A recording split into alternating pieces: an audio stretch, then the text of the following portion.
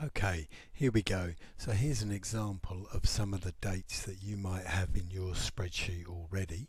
You'll see they've got the column original date, and I've just typed a few in here for you. You'll notice one of these down here is 1982, one's 1999, one's 2015, one's 2001.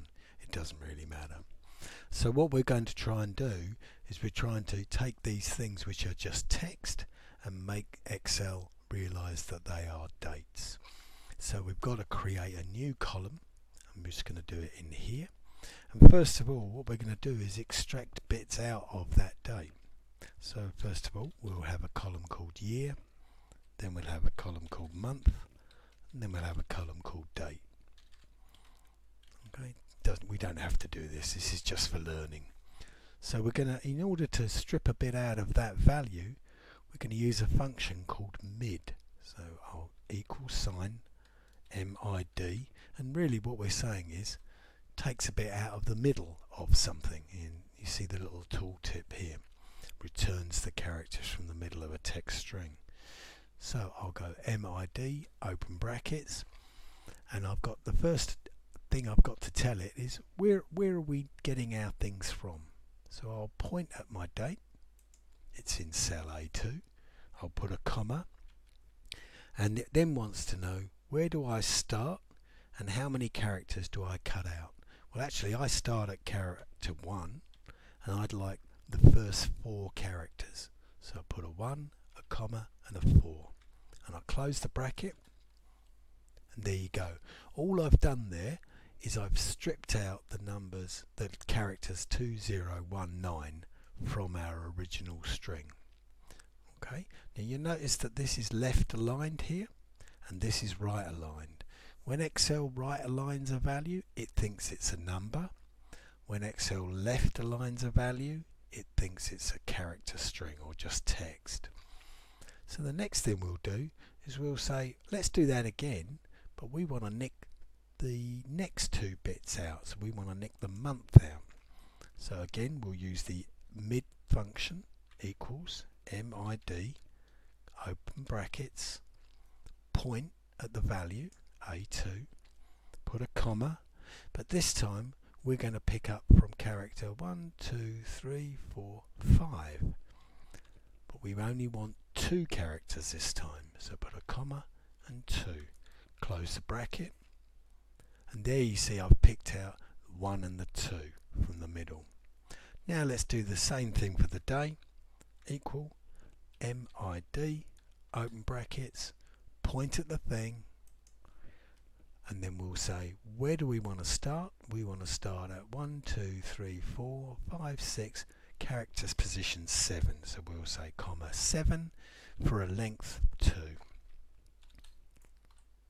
Okay, so now we've got our 3 components of our date, the year, the month and the day. They're actually in separate columns. This is just for learning. We won't do this in real life. Okay, so all we've done is we've used a pair of scissors, if you like, and cut out the 2019, cut out the 12 and cut out the 24. Okay, now let's put them together using another function. So there's a function, I'll call it, we'll say real Excel date, and we're going to use a function that Excel supplies called date.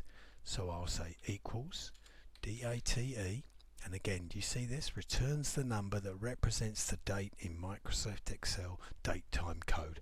That's actually not very useful, but when I open brackets, you'll see it's expecting 3 things: a year, a month and a day. Well, we've got a year, a month and a day, so I'll point at the year, I'll put a comma, I'll point at the month, I'll put a comma, I'll point at the day, and I'll just close that bracket.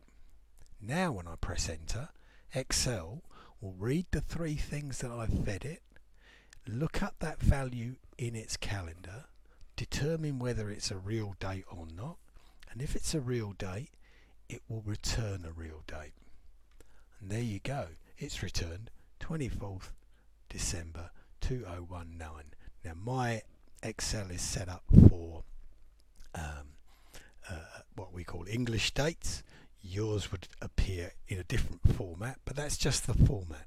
Okay, so what's actually happened there is when you use the date function, you've eaten up these three things, you've run the date function, and Excel has returned the value.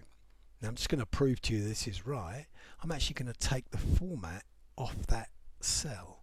So I'll right mouse click, I'll go Format Cells, and I'll say Number, no decimal places, and press Enter. And that's the number that's actually behind the cell. 43,823 days since the 1st of January 1900. Okay, so that's just proving that it's really there. Now what I'll actually do is I'll put a format back on that makes sense to you in the Northern Hemisphere.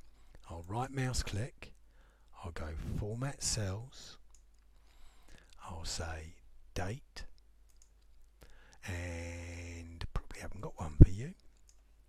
I'll go Custom, and then I'll say you like yours as yyyymmdd.